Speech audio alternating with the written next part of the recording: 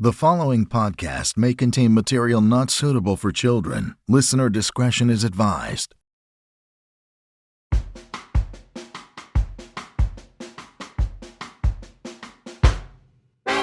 We are all painfully aware of what's happening in politics at the federal level. You know what's going on in your city, and to know how it works, you probably at least watch Parks and Rec. You see firsthand what's happening in the community, and you're up on all the latest gossip in your neighborhood.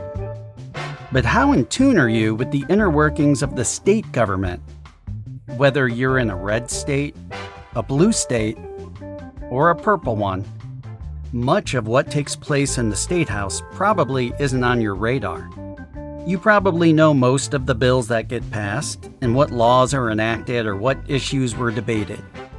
But what's happening behind the scenes? Who's pulling the strings? Does your vote carry its proper weight? And are your interests being represented? I think we all need a civics lesson, or at least a refresh. Like the cartoon Bill singing on the steps of Capitol Hill, we're all in dire need of some State House rock. Trigger warning, ready yourself, 'cause now we're going there. Taboo topics are back on the table. Hello, everyone. Welcome back to another Season 3 episode of the Going There podcast. Let's just jump right into it. We have gracing the studio for the third season in a row, a return guest, one of my favorite people. Go ahead and reintroduce our audience to who you are. Oh, well, thank you for that very kind introduction.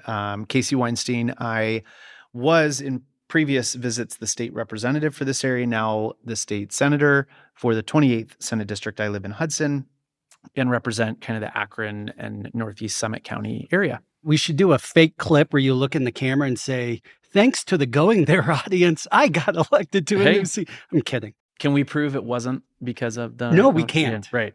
Yeah. Uh-huh. And Casey brought with him a brand new face and name, a rising star in the Ohio House. Go ahead and introduce yourself. Thanks for having me. I'm Dani Issacsohn, state representative from Cincinnati, District 24. And as of this summer, I serve as the minority leader for the Democrats in the Ohio House. Are you a Cincy sports guy through and through? Yeah. So let me ask you this. If the Bengals aren't playing, do you root for the Browns? Yeah. Depends who they're playing against, probably. But yeah, I would Casey, were you about to change allegiances? I was just curious. Curious how he was going to answer that. When the Browns aren't playing, I root for any Lake Erie loser. So that's the Bills and the Lions. And I root for the Bengals if we're not playing them. Yeah, I mean, I like to root for the underdog. Well, and the Browns and the Bengals are through and through. That's good.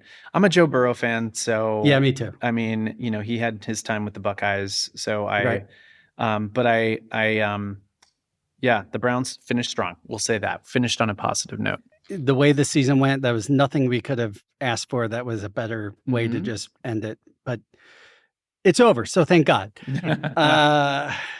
Let me start with this. I feel like I owe your wife, Amanda, an apology. She would not think that I do. You're not going to think that I do.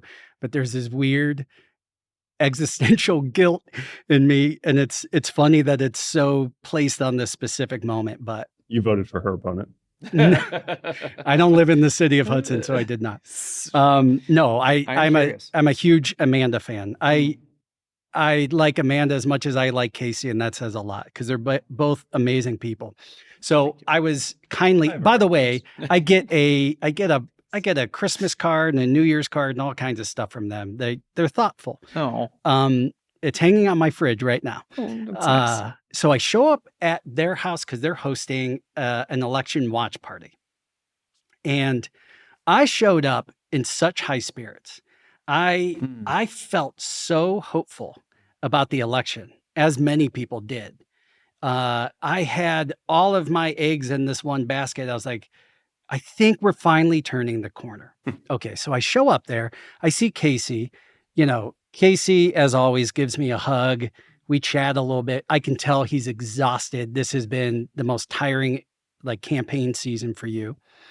Where you were running for your new seat that you're now in the Ohio Senate.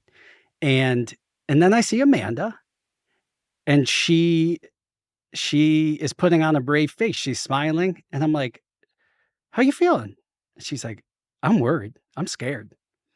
And I spent 10 minutes trying to convince her that like there was nothing to be scared of. No. And the way that election ended, I know that she probably doesn't remember me being there, but there's so much shame I have over that because she was right, damn it. I underestimated how much our country is still opposed to a female person of color running the country. I underestimated that. And I think a lot of people did. That was one of the most depressing mornings the next morning. And I texted you, congratulations. But I kept going, damn it. Next time I see Amanda, I need to apologize for trying to give her false hope. Oh, you don't. I mean, we need all the optimism and positivity we can get. But yeah, that sucked for sure for the country. And it's one of those my election, I'm glad it went my way, but obviously massively dwarfed by the impact of what happened for the country. Yeah. So It's a bittersweet celebration, I'm sure. mostly bitter, mostly bitter. One of the few things that came out of that was hopeful was you won. And that wasn't a small thing. That was a big deal. So I think, today I want to talk about what's happening on the state level, but a lot of what we're going to discuss goes above and beyond Ohio too. So those of you out there listening or watching from a different state, even different country, these things, there is a playbook and plan that is happening from, I'm going to say, the Sith Lords and the dark side all the time. And there's a resistance that's going on. And so a lot of these fights you guys are having at the State House are happening across the board, right? But why did you move from the Ohio House to the Senate? Why was that important? Well, in politics, there's the pragmatic reason when there's an open kind of pathway to do it. You got to, if you want to go and you want to continue serving and you want to try to continue it, to have a bigger impact, you got to go, right? Those opportunities can happen in leadership in the House. They can happen to take a next step in the Senate, or if you end up going for federal or higher office. When those pathways open, they're relatively few and far between.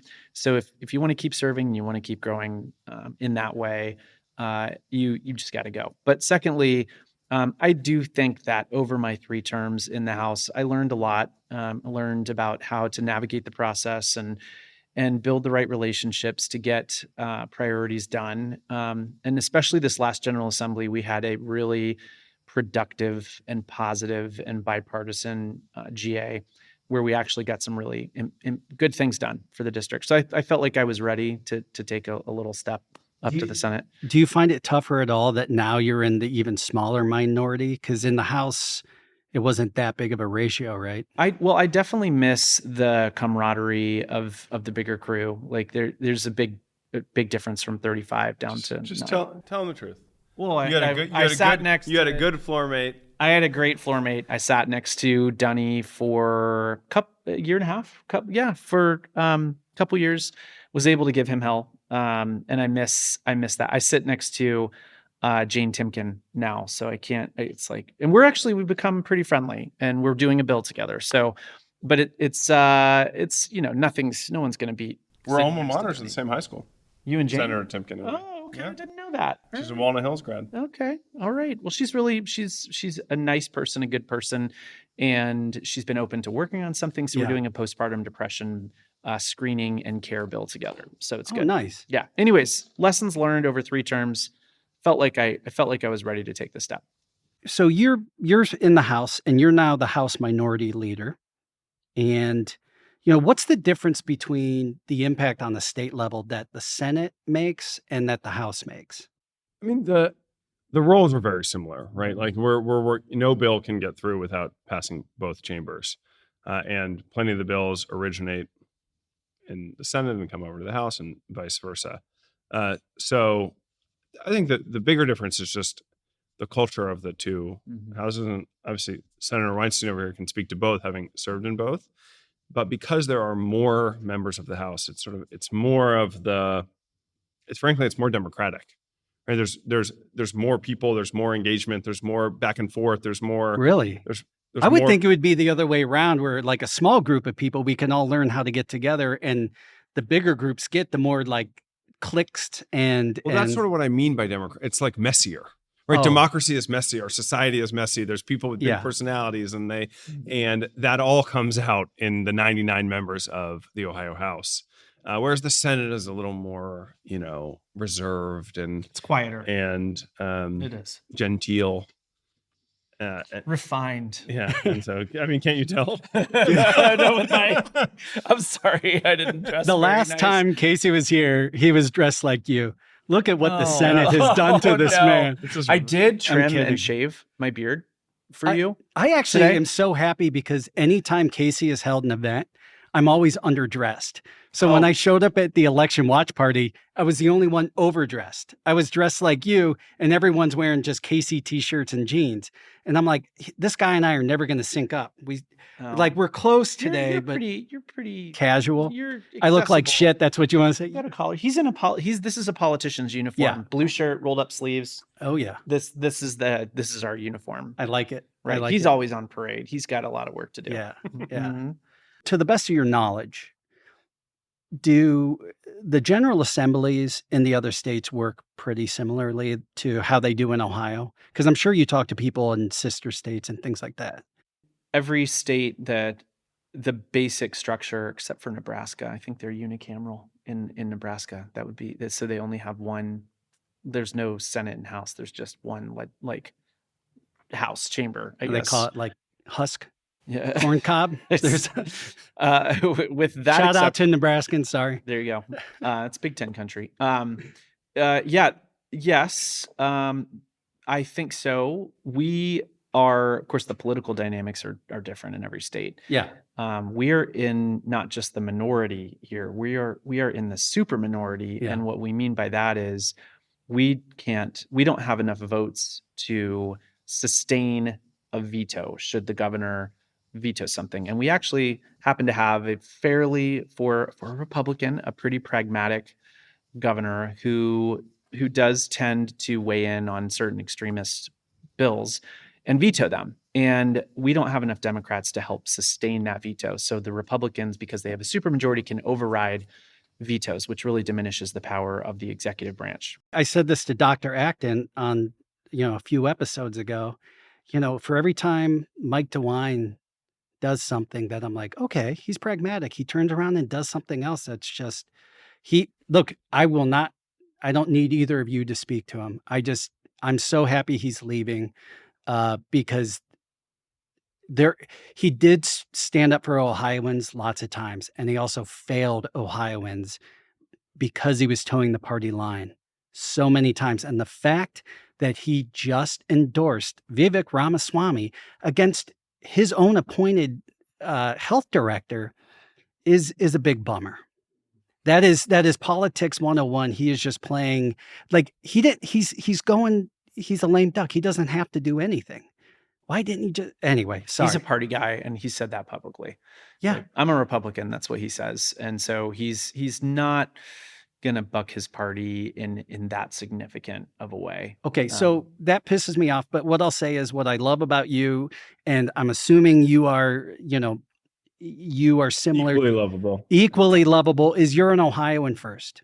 I don't think of you as a Democrat or a liberal. I think of you as an Ohioan. You care about the people in your district. And just by short conversation with you and watching some of the stuff that you've posted online, you're the same way. I mean, that's what we need is servant leaders.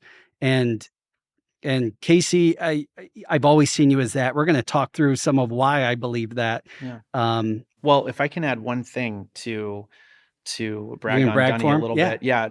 Being in the super minority makes it extraordinarily hard to get anything done. But he's been really, really, if he's in a very tough role being the leader, which is a significant role, but in the super minority, you just don't have a lot of levers to pull. And I've never been in leadership, but I know that the pathways are narrow and few, and to get our priorities done, and we're on defense a lot. So when we get wins, or we reduce harm, it's a big deal, and it takes a lot of work, and he does a very, very good job of that. How do you guys do it emotionally? I've told you this before because I'm equally as passionate as you guys are about many of the same issues and my own different issues in the world. But going to bat and getting struck out so many times because of the politics, how do you get back up and keep going?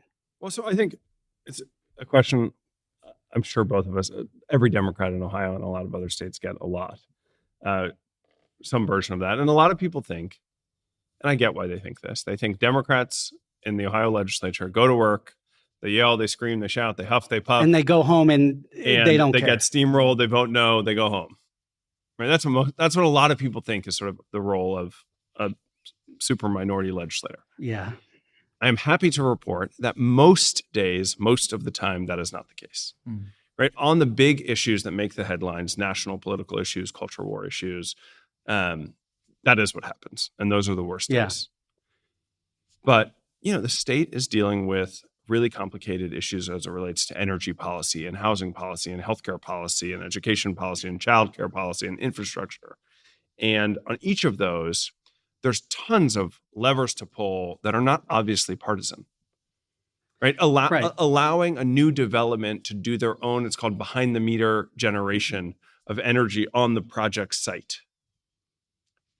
Republican idea, what's the answer?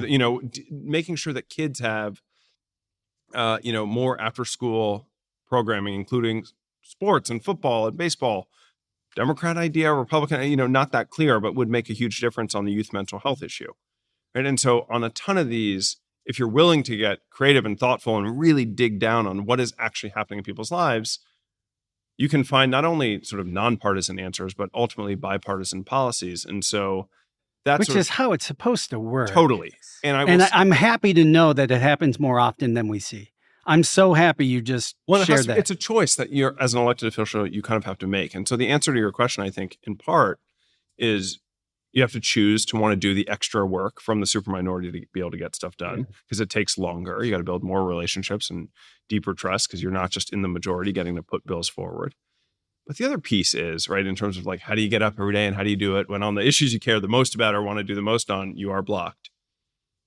It's like, look, there's one of us, in my district, there's 115,000 people. In Casey's, there's 3 times that, but we're working in a state with 12 million people. So like pretty fundamentally, when you do the math, we as individuals don't matter in that equation. Right? And so if you're able to go to work and help 15,000 people that day or that week or that month, you should be able to get up and go the next day, and so even if you've had a bad day. And the second any elected official gets jaded or cynical, it's time for them to move on. And the voters need to move them along. And voters deserve elected officials who are optimistic and happy to be there and grateful to be there. And when that changes, which it does a lot of the time, it's time to move on. Don't look at our federal Congress, okay? There's so many jaded, out-aged, angry people.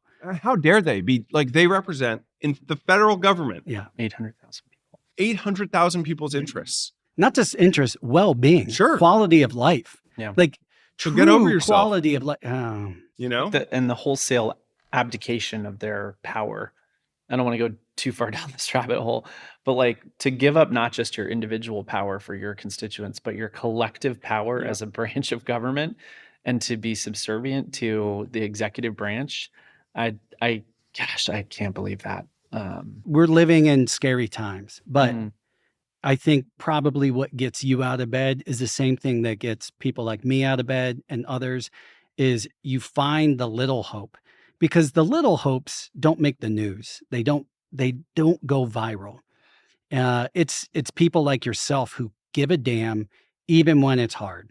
They stand on what they say they are going to do and their values and their integrity, and not take the easy way out or take a bribe from First Energy or something like that. And this is, I think, the story you were referencing. Yeah. That I like. Kids meals. Yeah. Yes. I love this story. It's a story I tell for a bunch of different reasons, but it helps illustrate the point here. Okay. So a few years ago, we had a budget surplus in Ohio. A lot of states did because of federal funding. Okay, So did we you had go eight- with the chairs or the copier? Sorry, that's an office reference. Okay. Oh, no. But anyway, we had an $8 billion surplus, way too, like a ton of money in a budget that was approaching $100 billion. And it would have cost $200 million to get free breakfast and lunch for every kid in Ohio. And that felt to us like a no-brainer. Right. And by the way, most of these kids live in rural areas, especially Appalachia, because in the urban core, the schools were already so concentrated with poverty that they had 100% free and reduced already. But a hungry kid's a hungry kid, and we were fighting for them no matter what. And we still live under this assumption that most people care about children and their well-being, right? Mhm. Especially they're just literally Constituent. like being hungry at school, Right. Yeah. where we're hoping they learn. And so we thought, we've got the money, let's do it. We took it to the majority. They thought about it. They said no. So the I temptation, remember when this happened. the temptation in that moment, right, especially for elected officials and politicians, go straight to social media, put them on blast, right? Let the world know that they just said no to feeding kids in their district. Instead, we sort of took a deep breath. We said, our goal, like, keep our eye on the prize here, hungry kids.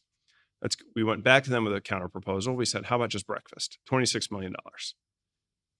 Nothing in a budget that size, right? And so they thought about it and they said, you know what, we're going to use the money for an earmark instead.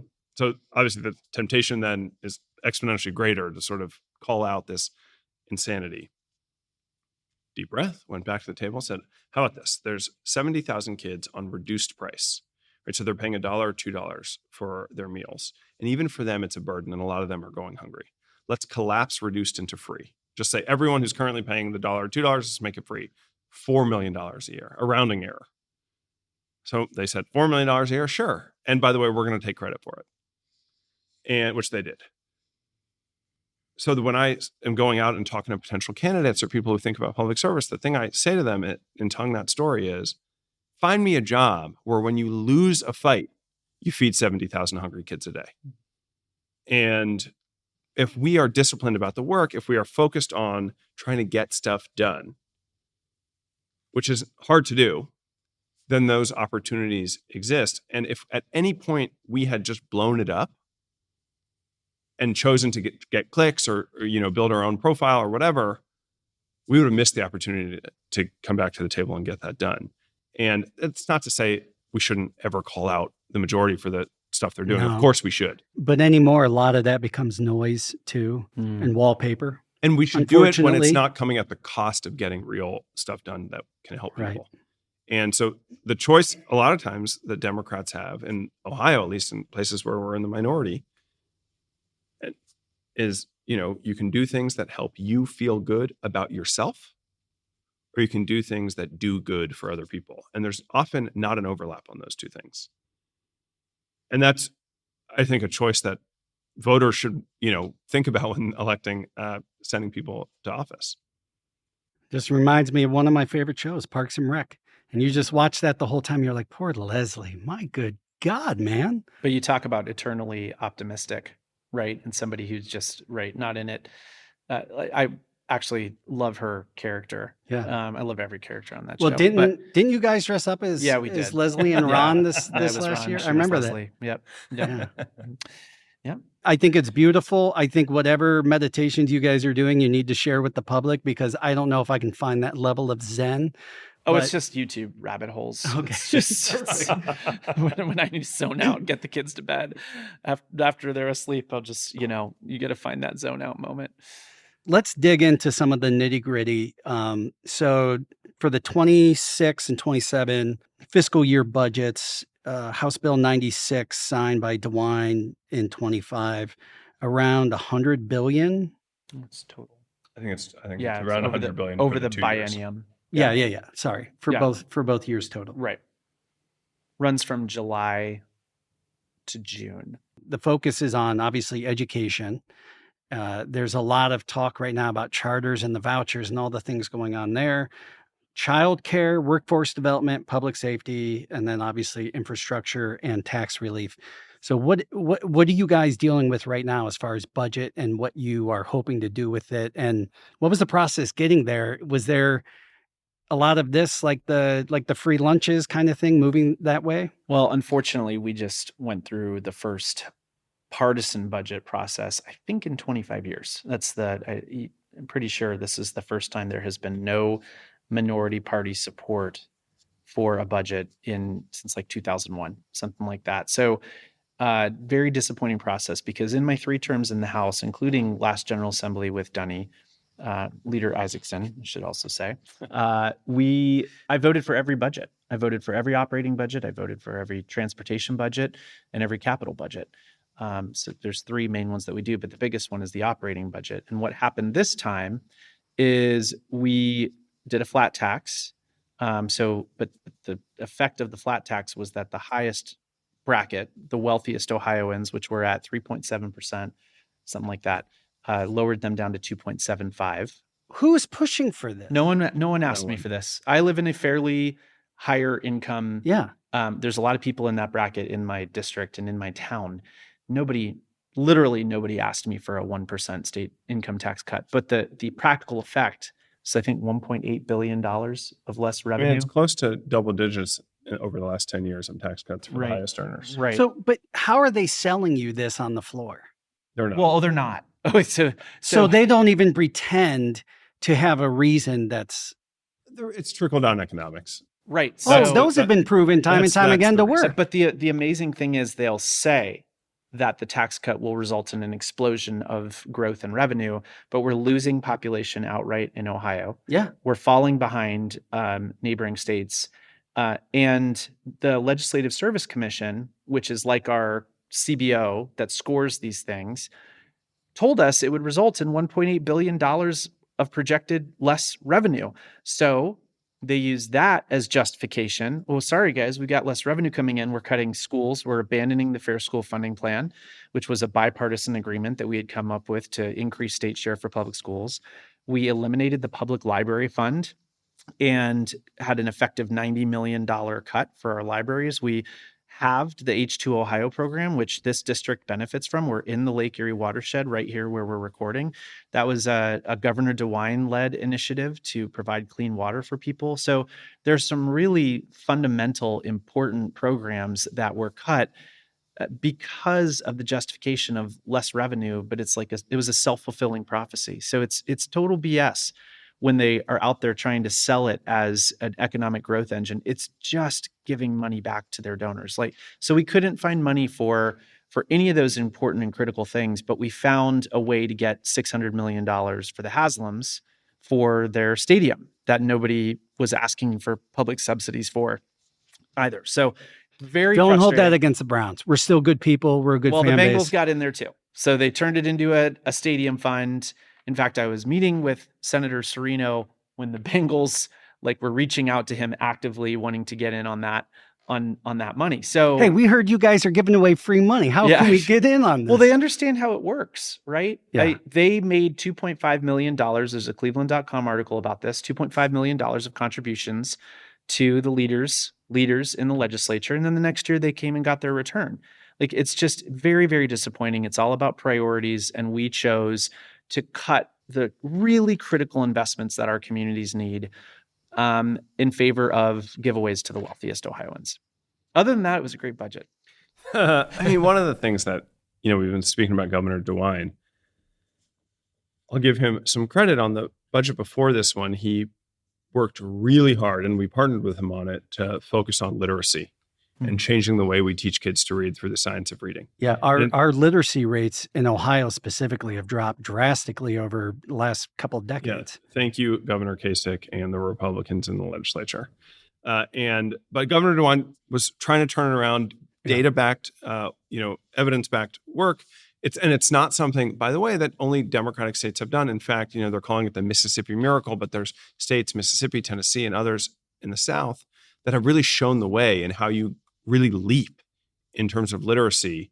The way you do it is you change the curriculum, you focus on the science of reading, but it's not just that. It can't just be that. And so the DeWine administration in the last budget made sure that there were also literacy coaches. There's also additional funding to train teachers on the new model, and then to hold them accountable to it and to actually make sure that this is getting implemented and enforced.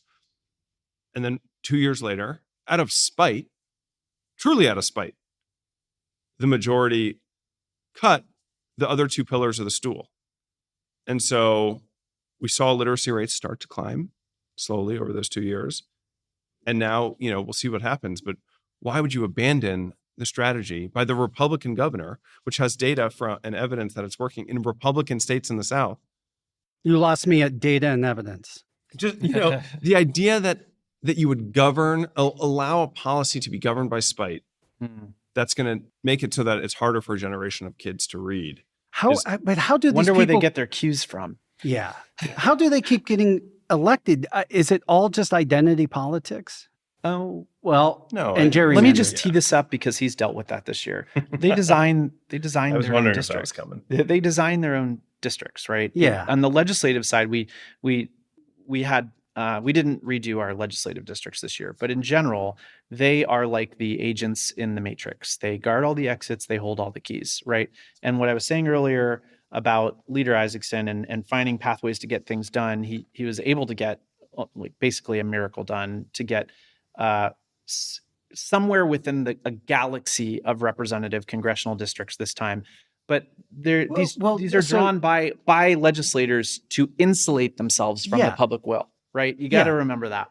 Absolutely. Like gerrymandering in Ohio, they're talking about it in Florida. They were talking about it in Texas. There was the big thing with California. They're doing it in Florida now. One, it shouldn't be legal, but it really isn't, because wasn't it getting knocked down by the courts, the higher courts? Weren't they saying this is...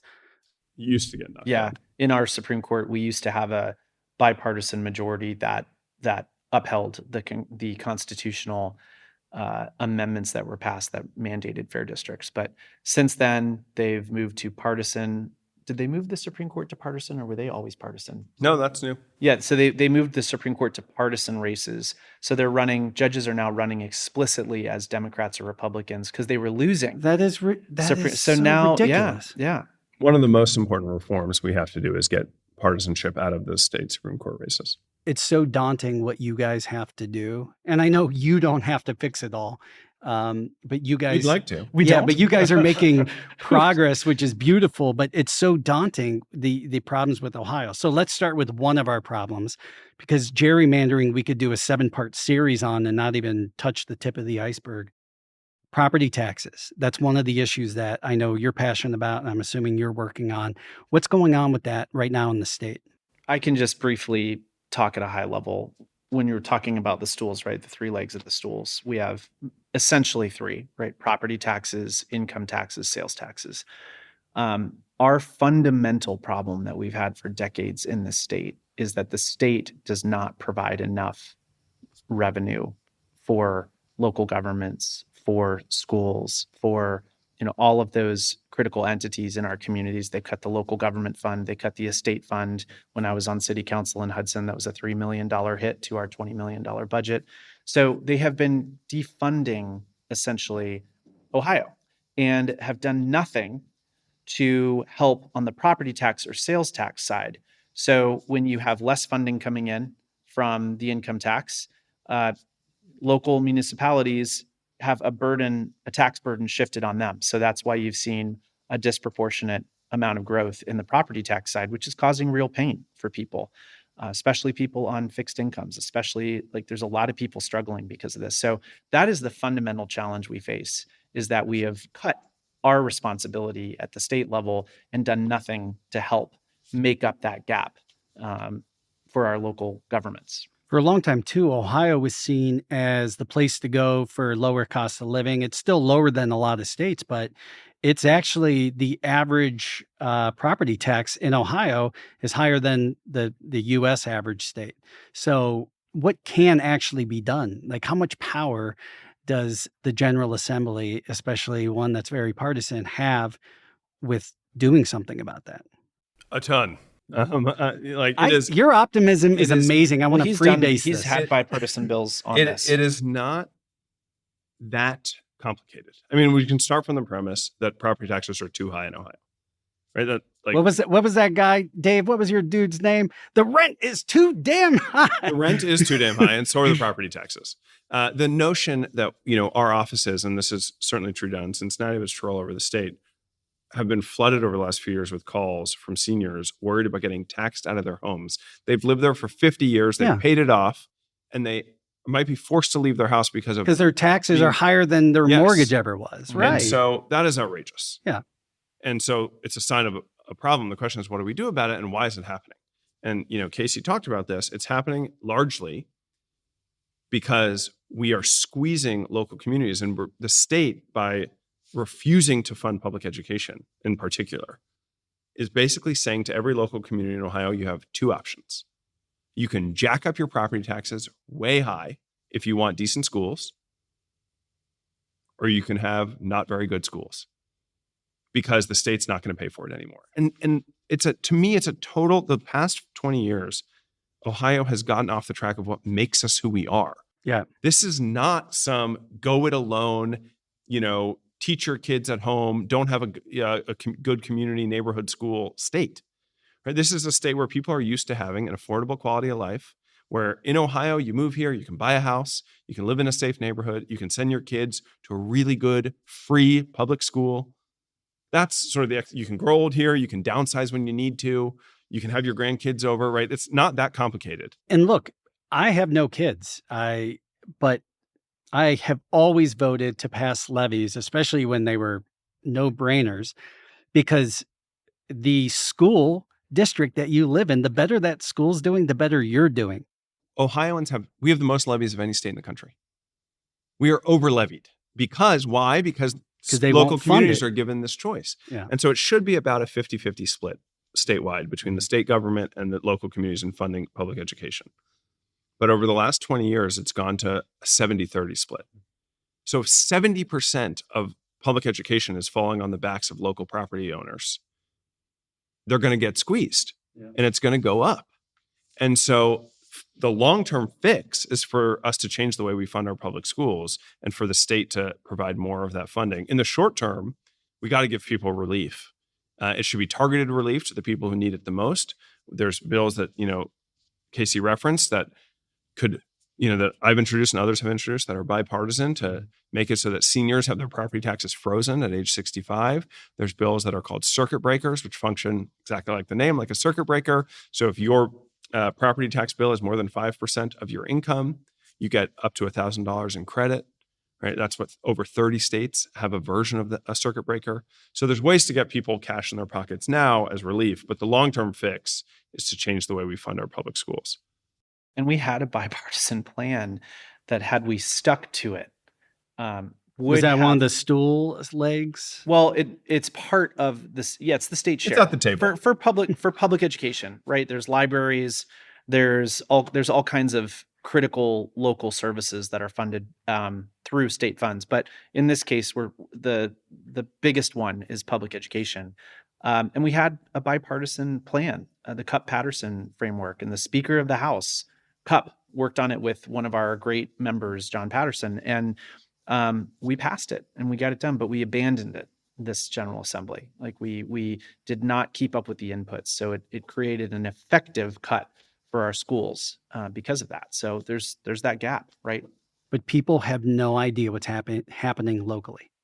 They might know what's happening in their community, but they don't know who is doing what at the state level. I don't think the average voter actually understands what's happening and why.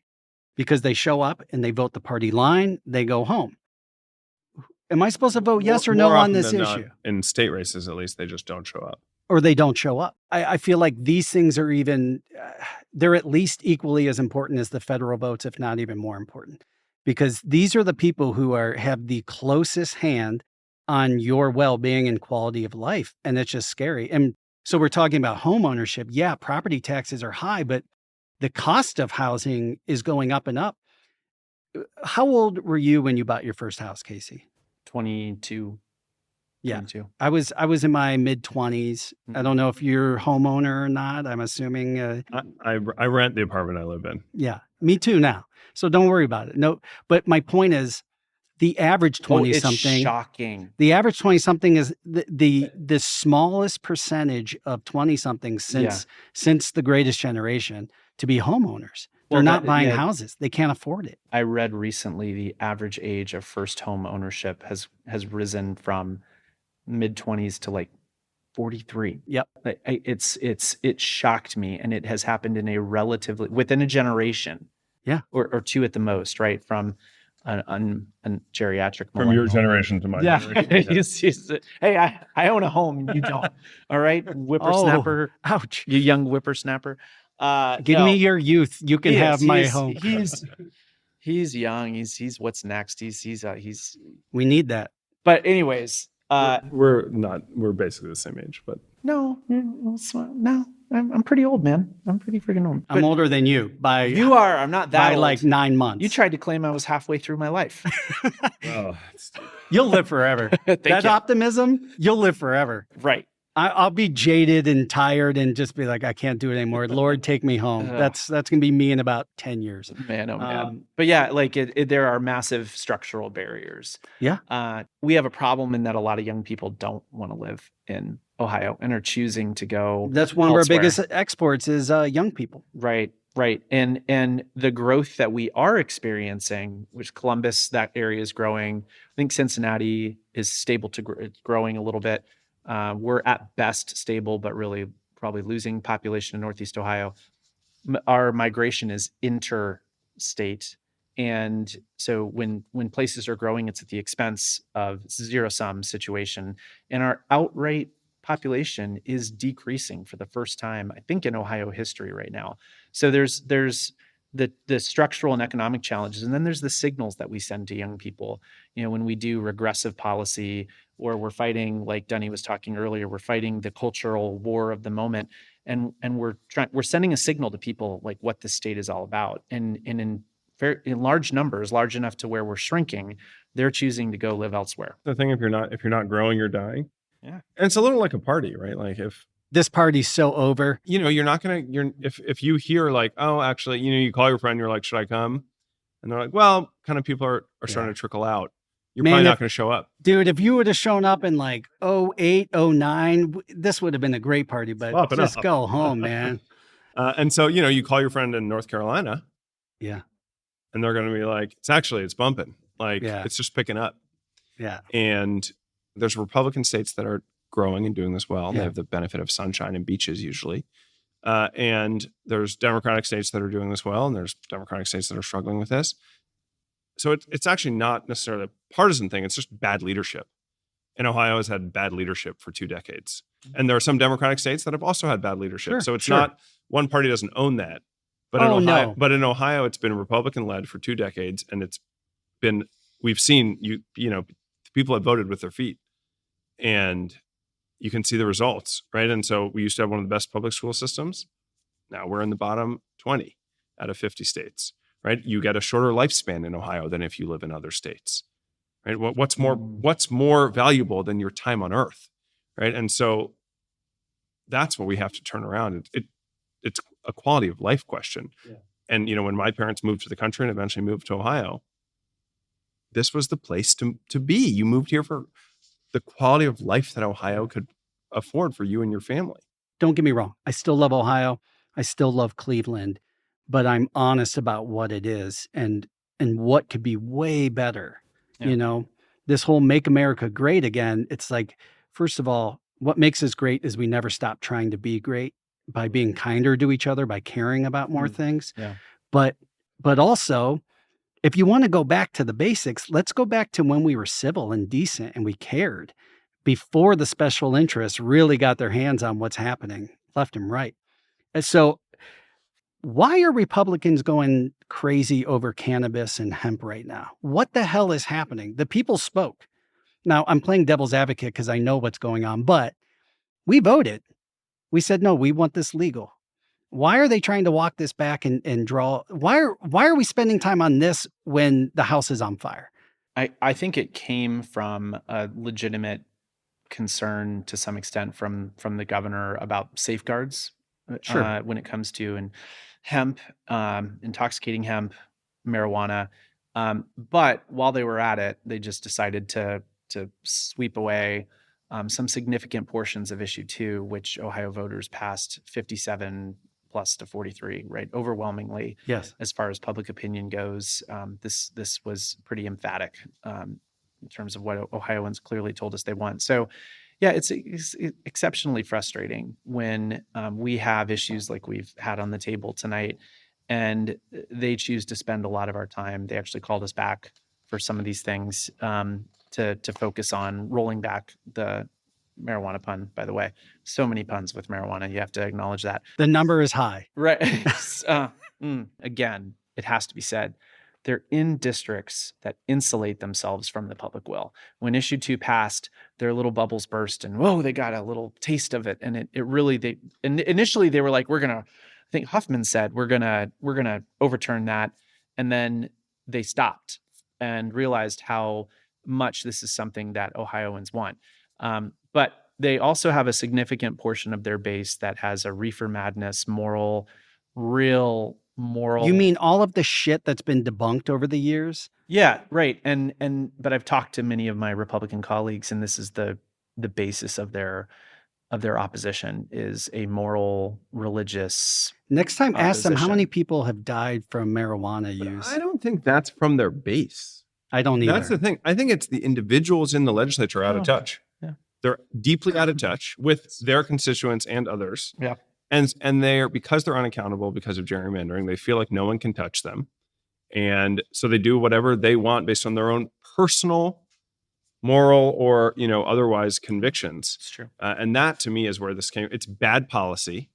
It's clearly against the will of the And voters. every time we do prohibition in history, it's gone super well. And so it's this is what happens when you get a bunch of people who are deeply out of touch with where most people are. It's one thing when they don't want to fund something. Now they're trying to take away something that is actually, it's like taking away free lunch.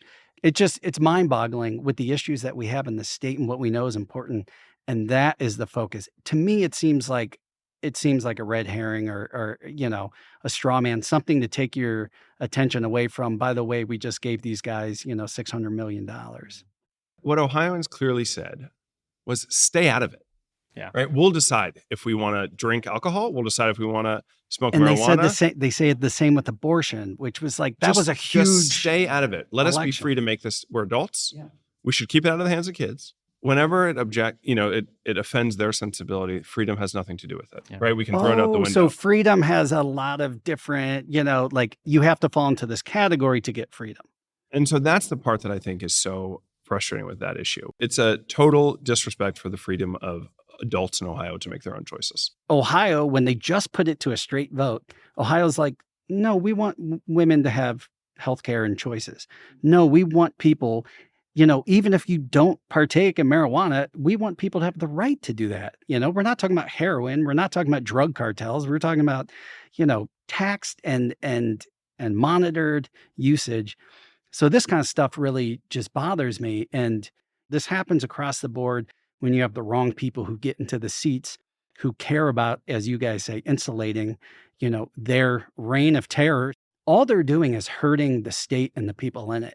And then you have to talk to people who are being hurt by it, but they bought into the rhetoric on the other side, which says, no, they're doing great by me. Like, that's the person stabbing you. That wound you have in your side?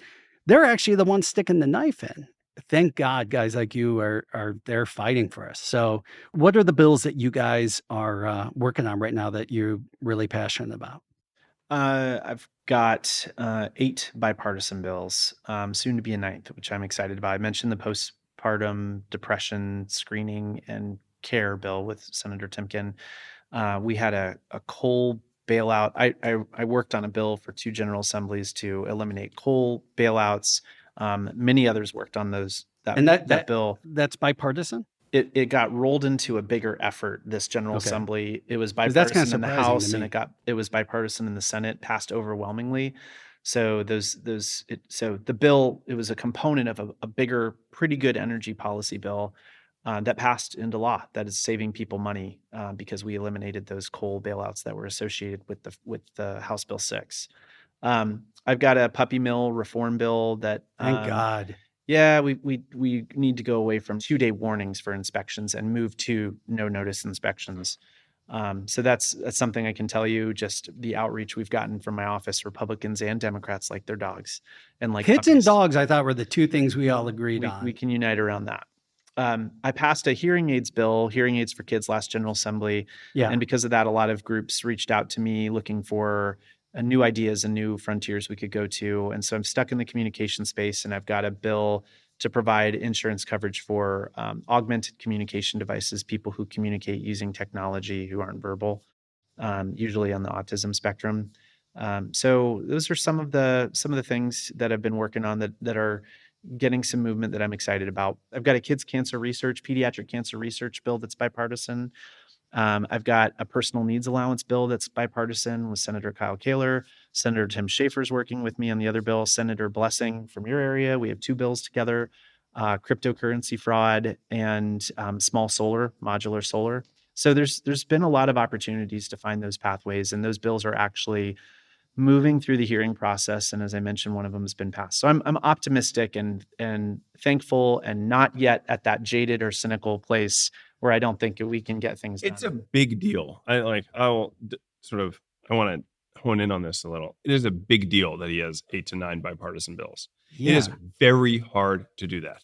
Mm-hmm. It takes so much more work than just introducing, whatever bill you're most passionate about, because you got to do all the legwork to build the trust and the legitimacy and the relationships on the other side of the aisle. They're in the supermajority. They don't have to put their name on a bill with a Democrat, especially not one who's as vocal as Senator Weinstein. And so it takes a huge amount of work to be able to pull that off and to still have substantive bills that would do good in people's lives that are bipartisan. So I don't think we should. I don't want to skate over that. It's a big deal. Thank you. I'm so happy and proud that I'm the most jaded one at this table, and because you guys are on the front lines, and that's incredible. What about you? Are you working on anything this year or in this term that you're really passionate about? So I, before becoming leader, spent a couple of years working on a bill to increase our housing supply. We talked about the cost of housing. A big part of that is that we're not building enough new units. So if we build more, right, as supply goes up, and demand stays the same, or even if demand increases at a slower pace, it will bring down both the cost of new housing to buy, and it will bring down rents and stabilize rents. And so got a $25 million bipartisan housing accelerator fund. It's a pilot fund in the budget that provides grant money to any local community around the state or municipality that passes legislation to make it easier to build more housing. So really excited about that. Mm-hmm. But now in my role as leader, I don't really introduce legislation anymore. Right. I don't sit on legislative committees, which is a bummer for me because I like legislating. Yeah. But so I'll shout out some of the things that the caucus is working on that I'm excited about. We've got members working on bipartisan bills to address dynamic or algorithmic pricing in the rental market. So it's a fancy way of saying that landlords are illegally colluding to set rents too high. So it's pretty fundamental. The rent is too damn high, Dave. Way too damn high. We need a button. It's a long-standing law in the United States that you cannot collude on prices. So if you all sell apples, all the apple sellers cannot say, guys, let's all start at $7. That way, no one has an option to go below that price, right? And so that's illegal.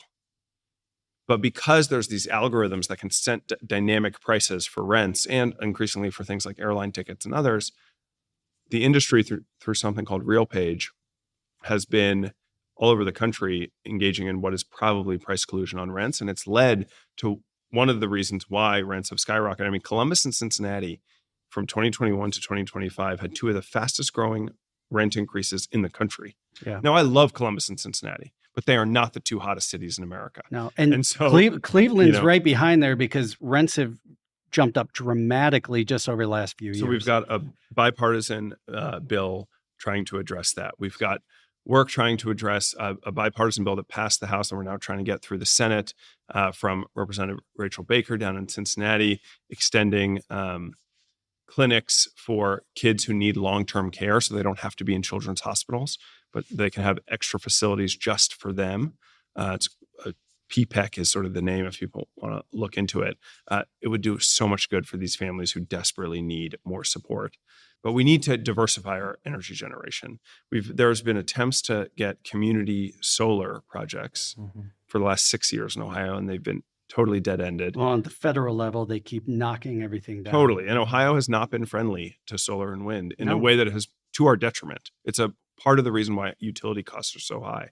But I'll give so much credit to the local representatives, Glassburn and Rader.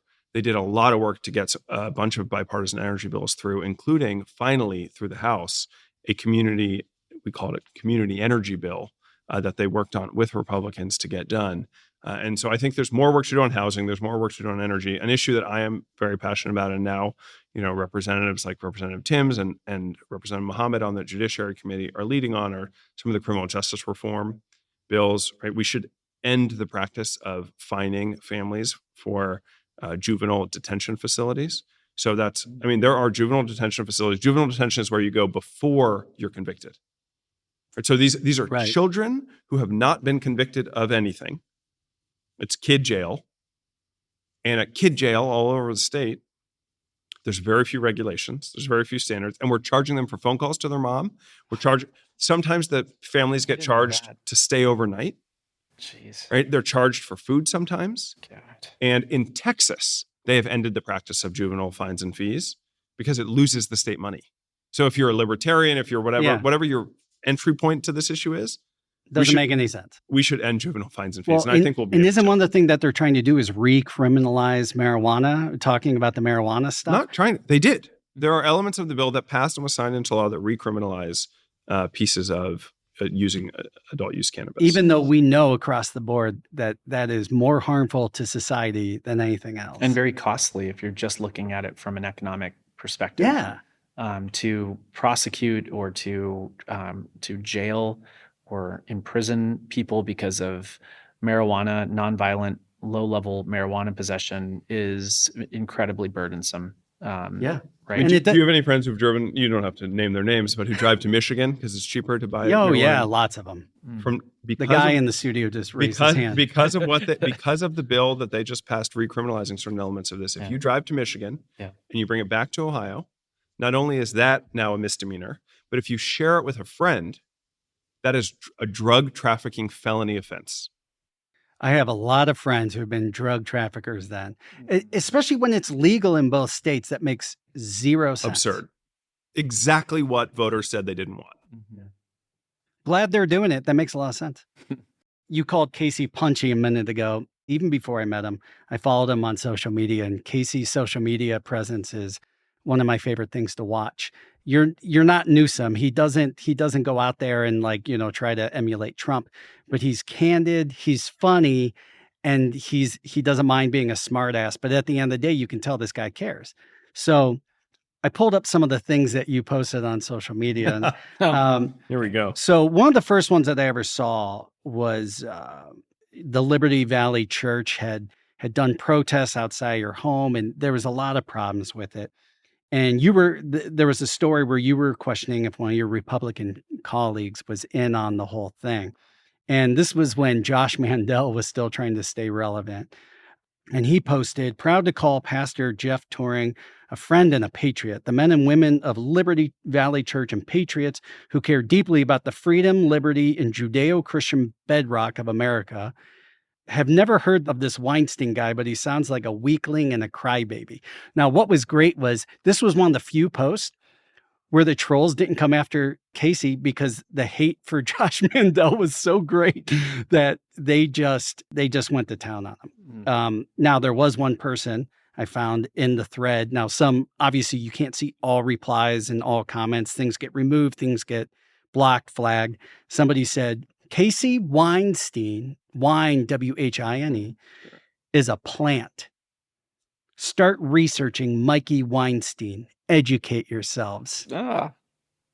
Love it. Yeah. Okay, so I'm going to read a couple where somebody posted something, and I want to see if you can remember or if you can get into your Casey mode of what would you respond with to Okay. this. Okay, so This is a funny game. This is. Yeah. This is posted a lot of shit out So there. one guy posted, Senator Casey, I'm sorry. This is like mean tweets. This is like This is like mean tweets. Senator Casey Weinstein, define woman. What do you think that your response to this was? I would ask why he needs me to do that. Like, are you unable to do that for yourself? Boom, nailed it. Give him a point. Oh, Casey's response was, why do these dudes keep asking me to do this for them? Are they unable to figure it out for themselves? Yeah. I have an answer for you. Yes. Yeah. Okay. Not that long ago, I think this week, you posted a town hall event. That was all the post was. Yeah. Even if you hate Casey Weinstein, he's inviting you to come talk to him. Yeah. There was this screenshot that they love to share on your post where you said, I would run through a brick wall for Tim Walz. Mm-hmm. I don't know why they find this hilarious, but somebody posted and said, I'm old enough to remember this big announcement of yours. That was the reply to the town hall. Mm-hmm. What was your response to that? Do you think this is an own? Do you think this is like a gotcha? Something like that. Oh, are you liking your own comments? Your response was, LOL, I'm that deep in your head. Oh, aren't yeah. I, buddy? Okay. Because this guy, he's one of them. There's like 3 or 4 there's of them. 3 or 4, Yeah. and they have been on me for years, and they have screenshots of me and my wife and my kids And your going back kids. years. Yeah. And I'm like, dude, I mean, and how is this campaign going for them? You know, I've been reelected 3 times to the House. I'm in the Senate. My wife was the top vote getter, and Hudson is now a city councilwoman. So I'd like for them to just take a moment and assess, like, how is this obsession? really look at the data. Yeah, like, how's it working out for you? All I'll say is the rent might be too damn high in Ohio, but you are living rent-free in these people's brains. In the words of Taylor Swift, it's actually romantic how much they think and about I do you. respond with that sometimes too. So this is actually romantic. You were in a packed room of community leaders cutting the ribbon at the Summit County Ignite. And you're talking about empowering and transforming the lives of the incarcerated by empowering them with education, life skills, and hope. And you said it's working across the country and it's going to make a huge difference right here in the 28th district. Somebody responded with, how many deaths do you have in Summit County so far this year? 4. That sheriff is a joke. But you get things like that when nobody runs against you, right, Senator Casey Weinstein? You know about jokes, don't you? Well, if you don't look around the room while you're in there, this guy doesn't understand jokes. It was an incomplete sentence. Mm-hmm. What was your response to him? I said, yes, we at this point realize this guy is an incessant poster on my page. We all know that you think we're all a joke. And I hope one day to be as like successful as you are. To Boom. live. Yeah. 2 out of 3. Kenneth Dipple. Said- Shout out to Kenneth Dipple. We're all Portage aware County. Doesn't even live in my district. we're all aware that you think everyone is a joke. One day, I really hope to crush it at life like you do. To just add to the story of this troll, his final post on that same comment thread Yeah, it was a lot. is so typical. It was, God put his hands upon it and said it was good. Genesis, creation of the world. Mm. We're talking drugs, not God's creation. I love when people work God into it, and especially all the anti-Semitism and stuff that you've encountered. Yeah, you're going to get a lot of Valentine's chocolates and cards this year. I think you have some admirers, man. These people love you. They're committed, that's for sure. You posted a screenshot message from one of the trolls who harasses you and your wife and your kids, and where you said, come after me all you want, leave my family out of it. Mm-hmm. Somebody posted, if you don't want someone trolling your children, you should be more responsible and not post their pictures on social media. Be a better father and protect your children. Mm. Somebody That one said, pisses me off. said, The other one's stop kind of posting funny. your Yeah. kids for likes. Why is it so important for you to share personal family events? God forbid you have elected officials who are also human beings. Yeah. Do you remember what your response was to them? I generally say, why don't you let me parent my children and you parent yours? You actually didn't respond to this one, Oh. which I was bummed about. Oh. So now I'm giving you a chance. What would you like to say to this individual? I would say exactly that. Like my wife and I take our kids' security and safety very seriously. Occasionally I share family photos to my public page, like many elected officials do on both sides of the aisle, which I think is great. And it helps people see that we're not just these caricatures or that we're humans with lives. But that's what I would say is like, you do you, I'll parent my children, you parent your children. And as long as we're, like adhering to the law, I think that's okay. Right. Yeah. Meanwhile, these are the people who are like stalking you and your family, which is Right. insane. Yeah. 3 wonderful kids, by the way. Yeah. Thank you. Thank you very much. Okay, so Dani, you also don't get out of this scot-free. So on your Instagram, I feel like I never respond to people. On your Instagram, you posted a You're so much video smarter than me. about Ohio's constitutional rights and the fear immigrants have with ICE and illegal arrest, deportation. Mostly, the people who commented said supportive things. It's kind of a non-controversial thing. But then somebody said, "Thank you, Trump and ICE, for enforcing immigration laws enacted by Congress." Did I respond? I don't think I responded. You don't respond to anybody. No, I don't respond. Here's your Casey moment. What's your response to this person? What's your response now? Oh, I see.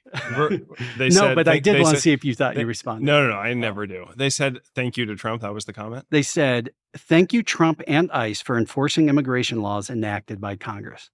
We should enforce all the laws, right? Including immigration laws, no doubt. That is not what's happening, right? Like the law can be that it's illegal to cross the street, when there's no crosswalk. So, if it's not the best law to enforce, but if the cops want to enforce the law, fine, great, that's the law.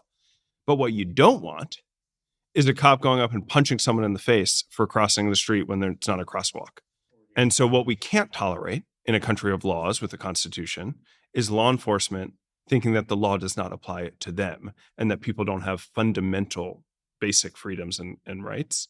And so, no, you can't shoot people without there then being an investigation and being prosecuted to the fullest extent of the law if you're found to be guilty of a crime, right? Like law enforcement can't run rampant. And that's what we're seeing. That's what's so scary. People in masks. Most Americans want immigration laws enforced. I'm one of them. But we don't want people in masks in unmarked vans taking people off the street because they think maybe their skin makes them someone who is a target. That's operating like a cartel. Sure. The people who were like trying to fight, Venezuela, were trying to get rid of the And cartels. it's not what most Americans are comfortable with at all. We don't want choppers landing on residential buildings in the center of Chicago and SWAT teams going in to, separate families. And not to mention a lot of the people who have been arrested and even some deported were not actually illegal. They were citizens. I'm sure you guys have constituents who, especially in your district, who are really concerned about this. I have to assume that's why you posted the video. Certainly in the district I represent, which has a large population of people from Central America and just I represent downtown Cincinnati and the west side of the city. So it's a very diverse part of the city.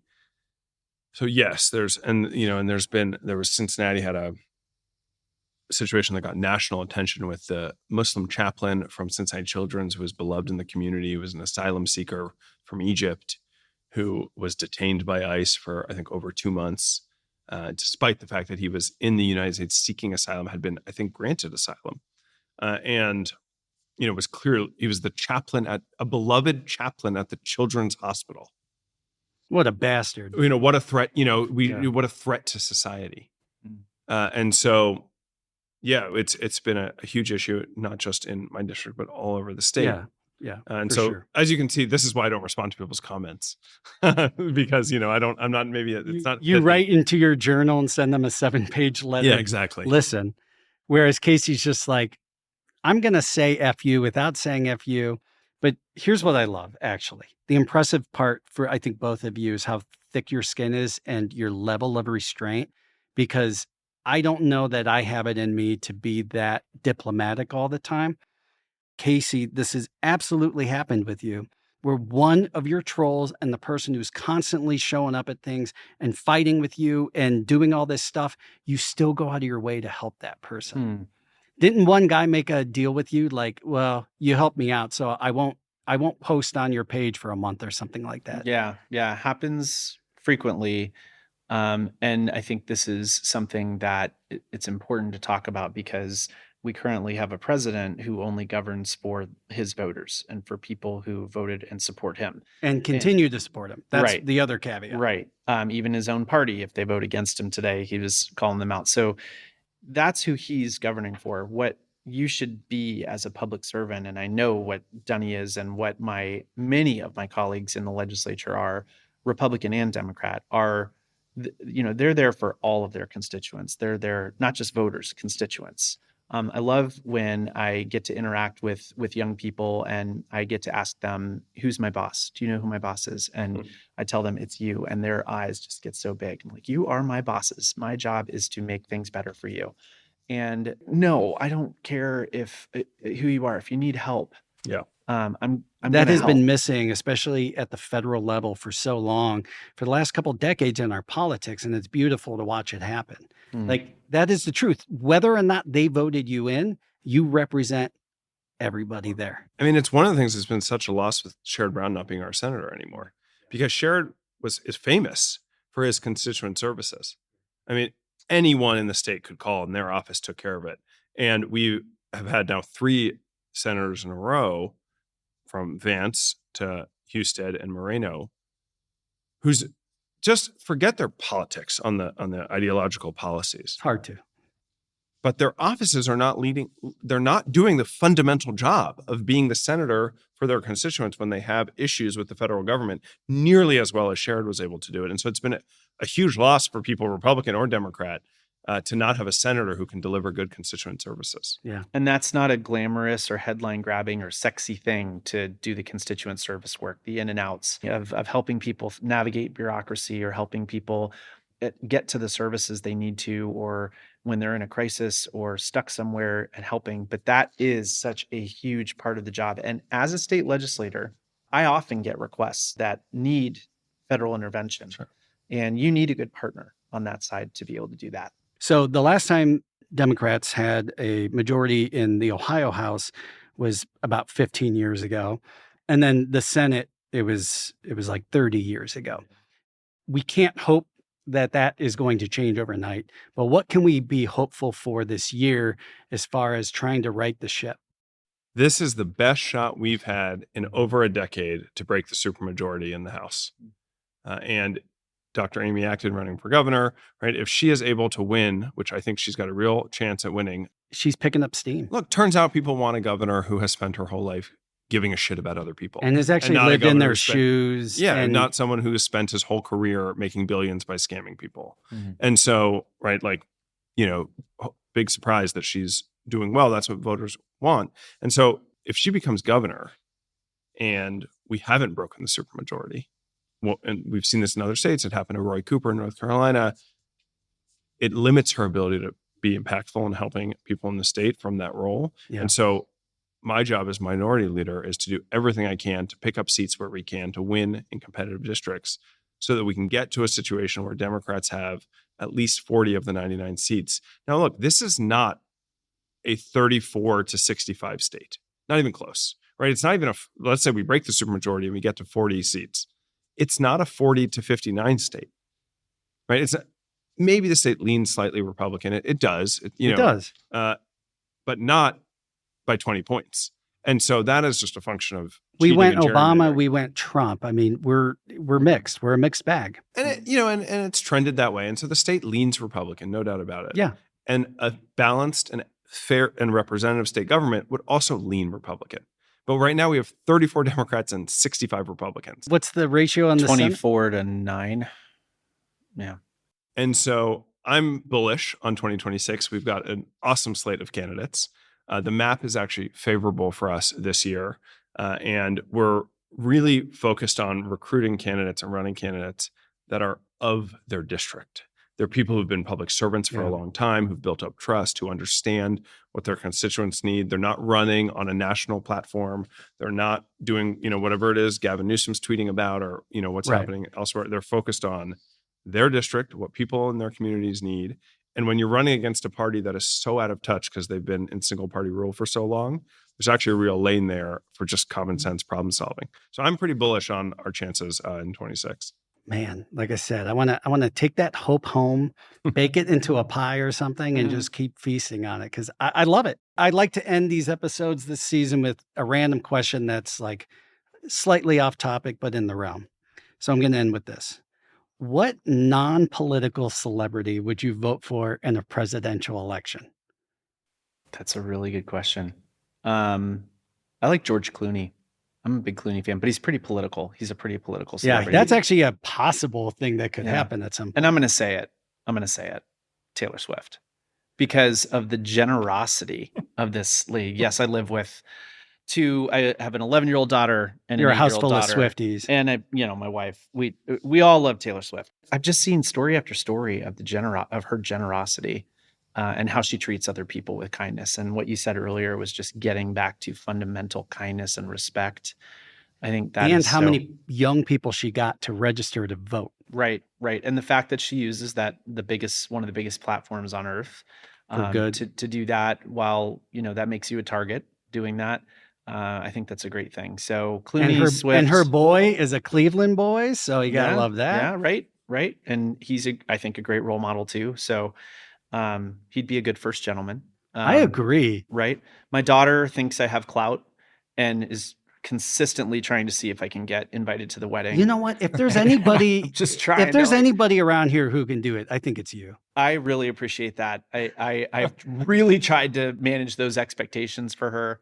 But supposedly they bought a place up in. That was a rumor. Was it? Okay. Yeah. Well, don't tell my daughter. I won't. All right. Okay. I would never break that news to her. Anyways, that's my answer. I'd say. That's actually a beautiful, wonderful answer. Thank you. I was pretty excited when a couple years ago people were floating the idea of The Rock Yeah. running for president. I could see that. I mean, he's big, but gentle. And he stands up for issues that matter.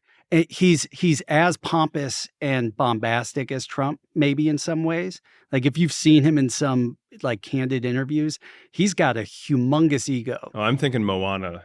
You're thinking the character he played in the Disney movie. How low the bar is. Like we're just needing some basic empathy. That year, capable of it. The ticket was going to be Tom Hanks and The Rock. I mean, do you also remember love that? Tom Hanks. What a ticket! Yeah. What a ticket, guys! Hey, thank you so much for not just being here, because those of you who don't know, Casey Weinstein might be the busiest man I've ever met in my life. He and his wife both. Who, congratulations again to Amanda. She jumped into the public service arena as well. Honestly, I didn't think I'd leave this more as hopeful as I am. And that's not what I look for. I really look for digging in and learning. But I'm so glad that you shined a light on some things that most of your constituents don't get to see up close until we're in crisis mode, right? Where we need to lean on the government. So thank you for being here, but also thank you for being you and doing what you do and giving a shit and not becoming those jaded, cynical guys we need to get out of those seats. Tell us if that happens to us. Is there anything else before we go that you want to share? I do get a lot of questions from folks. What can I do? What can I do? We're in an election year. Make sure you're registered. Find an issue, find an organization, find a candidate who speaks to you or that speaks to you, and get involved. Right? We have a real opportunity to do that. And don't assume your friends are registered, because they're not. Yeah, I guarantee you they're not. Yeah, right? Check, and it's really easy to check. You just need their full name and what county they live in. Well, even though you guys aren't currently running for re-election, is there a page or a site? Oh, you are running. I'm sorry. I thought you were already into it. They got to go every 2 years down there. That's down there in the House. The little people. He's going to get reelected. I'm pretty confident of that. Where can folks go to support the cause? Oh, wow. Well, so in my role as leader now, if people, and I believe this is one of the most important things for the future of the state, we have to pick up seats as a Democratic caucus in the House. We have to break the supermajority. So then go to the Ohio House Democratic Caucus's website and support. That is the vehicle that we will use to flip these districts and sort of change the dynamic of the legislature. Where can they go to support you directly? VoteDani.com, VoteDani.com. CaseyForOhio.com. It's quick, secure, and easy to contribute. Man, that guy, he's got it nailed down. Thank you, guys. You're both good sports. I love how you're like bosom buddies. This worked out really well. Keep doing what you're doing. And at the end of the day, this isn't really about red or blue. It shouldn't be. Sure. I wish we could take away those titles and just be like, we're all people running on the issues that the folks around us care about. And as long as you keep banging that drum, I don't care what color is on your flag, like you have my support, and you're going to have the millions of people who live across this state supporting it. So let's make some positive change. Go out there and vote, use your voice, find out, educate yourself about the issues, and see what's really impacting you and who's doing what to fix it. We need people in those seats who are servants to the people. Like you said, Our officials answer to us, not the other way around. And that's what we need to get back to. And thank God we found 2 of them who actually do it. So go out there, use your voice, do the things that we bang our drums and pound our chests about freedom and liberty, and be part of the democratic process that's so near and dear to our hearts. And we will see you guys next time. We just went there. Now you can go to thegoingtherepodcast.com for links to all the podcast platforms, our socials, and of course, YouTube. While you're at it, give us a rating, share with a friend, and subscribe. This podcast is brought to you in part by its host and Frame One Media, in association with Kaylee Williams, Joe Calley, and Bobby Thomas.